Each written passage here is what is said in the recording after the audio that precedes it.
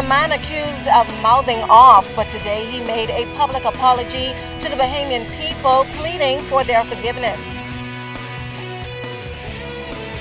Plus, 2 men arraigned in connection with $1 million drug bust.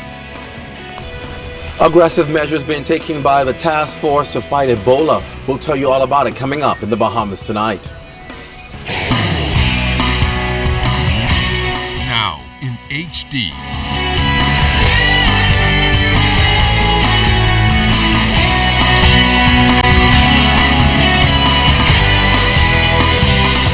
ZNS Network presents The Bahamas Tonight.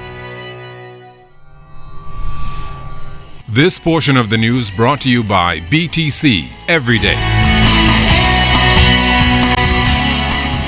After uttering the inflammatory remarks which infuriated many and spurred a police investigation, the man who, in an angry rant, declared that Haitian Bahamians outnumber Bahamians, today apologized after being released from police custody. Good evening, everyone. I'm Keishla Adderley. And good Wednesday evening, Bahamas. I'm Altaviz Munnings. That male resident told reporters today that he is sorry for what he said and hopes that he can be forgiven. Janae Noel Ferguson has tonight's top story. I apologize to everybody who take it the wrong way. I want you all to forgive me. It ain't gonna never happen again. I learned my lesson. Them 3 days in the cell teach me a lot. Humbling words from 30-year-old Anson Ali, who has been at the center of controversy since his comments aired on the Bahamas Tonight last week Friday about shantytown structures being removed from a private property on Joe Farrington Road. Many persons, especially those on social media, took grave exception to those remarks, and since then, he's been detained at the Cable Beach police station after turning himself in. We did not arrest him. We did not go looking for him. He knew no sooner he had said what he had said that he had made a huge mistake. Commissioner of Police Ellison Greenslade and other senior police officers traveled to the station Wednesday to witness Ali's release from police custody, confirming that no crime had been committed and Ali is now a free man. All of our selected detectives, key people, have spoken to him, and we have no evidence to charge him for any criminal offense. I am satisfied as the commissioner that this young man, this Bahamian young man, has committed no criminal offense, and he's being released from police custody.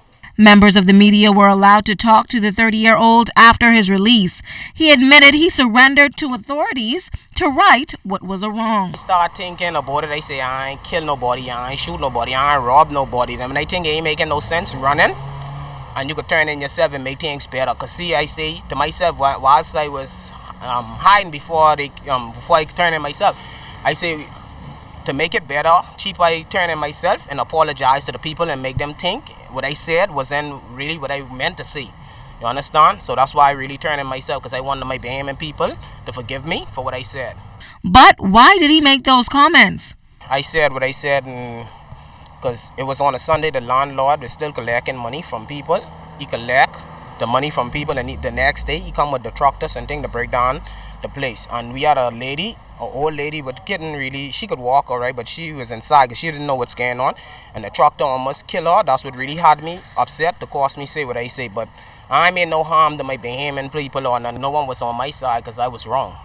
You understand? So I could take my wrong. So I just apologize to the public and everyone else, sir. He described himself as a hard-working mechanic and now wants greater unity on a national level.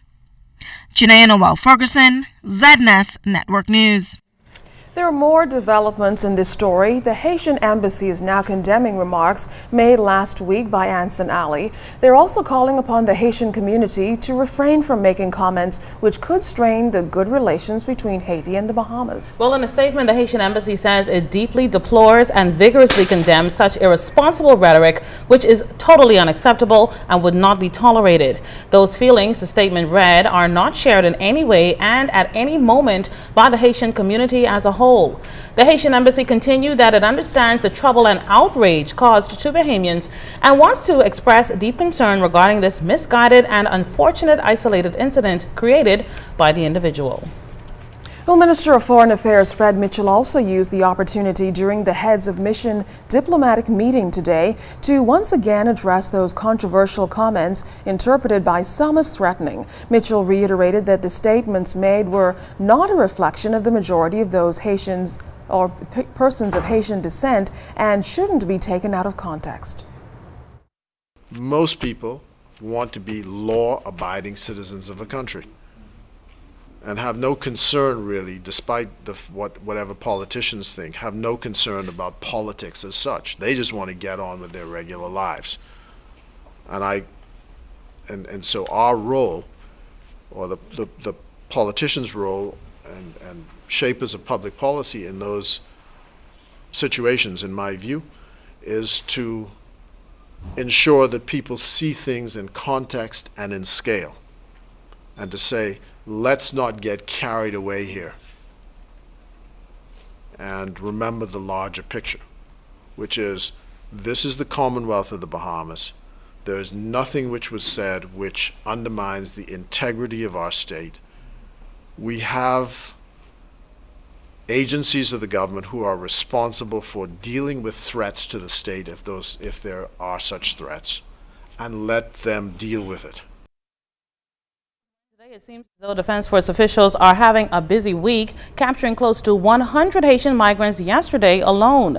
They're crediting these latest rounds of apprehension to the addition of the new vessels to its fleet.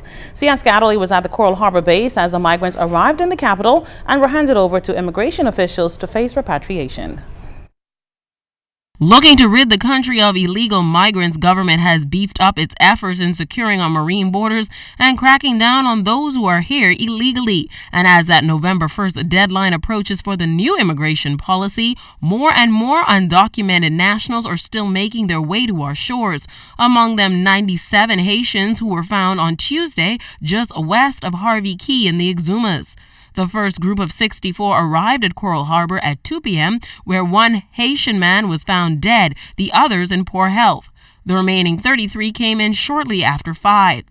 At the base, medical personnel treated the migrants, some of whom were taken to hospital by ambulance. Defense Force Operations Officer Senior Lieutenant Ricardo Barry credited these latest seizures to the presence of the 3 new vessels added to the Defense Force's fleet. I definitely think we're on an upswing. The addition of the new vessels is helping a lot. So definitely, I think we're being positive with it. The numbers are encouraging. We see at this particular time, we don't only have the migrant smuggling issue that we have to deal with, we also have the poaching that we have to deal with. A medical team led by Dr. Julian Smith and nurse Ernestine Flowers assisted in treating the migrants by conducting rapid assessments to ensure the migrants had no communicable diseases. Our news team understands the group was originally at the Defense Force base to hold an Ebola preparedness seminar, but due to the amount of migrants, that plan quickly changed. The migrants were processed and are now being housed at the Carmichael Road Detention Center, joining 195 illegal migrants awaiting repatriation. This apprehension comes following 11 Dominican poachers coming in on Monday and 9 Cubans captured in Bahamian waters over the weekend. Just this year alone, immigration officials have already repatriated 2,582 Haitian nationals. C.S. Gadley, ZNS Network News. A number of rapes have been reported to police in recent weeks, but Police Commissioner Allison Greenslade says he doesn't believe the matters should be cause for fear within the community. He told us today that rape numbers are actually down. I do not want to, as we say locally, throw anybody under a bus, except to say that rape figures are all down. They've been trending down for a very long time. They're still down over last year. And based on what I see, at the end of this year, those figures are going to be down quite a bit over the figures of last year. One rape, however, is one rape too many. We are seeing a lot of familial rapes, meaning people who do not understand that no means no. I do not know today that we have any issue which should cause wide public alarm. And I'm saying that in the most respectful way. In court news this Wednesday, 2 Acklands residents arraigned in the South Street Magistrate Court today in connection with that $1 million drug bust Monday morning. Charisma Robinson was in court for that arraignment.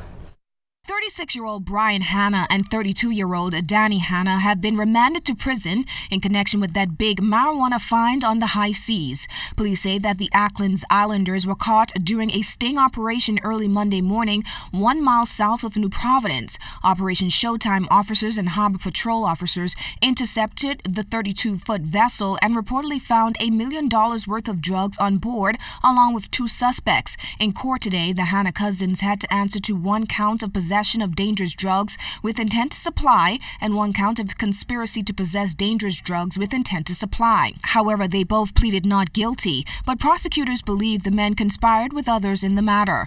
The men were denied bond and are represented by attorneys Roger Gomez and Jomo Campbell. Now the men will return to court on February 23rd next year.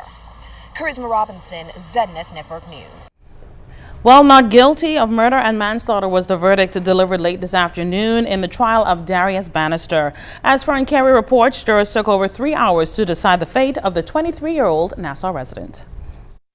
23-year-old Darius Bannister walked away from court a free man after jurors cleared him of murder and manslaughter charges, returning a unanimous not guilty verdict on each count. As the verdict was read, Bannister glanced back at his mother and supporters who were sitting in court with a big smile on his face. His mother then nodded her head, smiling. At the same time, relatives of the deceased appeared stunned at the unanimous verdict. Bannister was accused of fatally stabbing Jeremy Webb at a regatta site at New Bitecat Island 2 years ago. However, Bannister maintained that he was only defending himself against Webb, who he claimed had a grievance against him. As Bannister was led from court, he continued smiling. His attorney Roger Minnis gave this response to the verdict. The jury has spoken and I agree with them. Got his whole life ahead of him. I hope he make good of it. Now, because Bannister has no other matters before the court, he was discharged and is expected to be released from prison sometime tonight. Fern Carey, ZNS Network News. The news is brought to you by Shell Ultra Low Sulfur Diesel.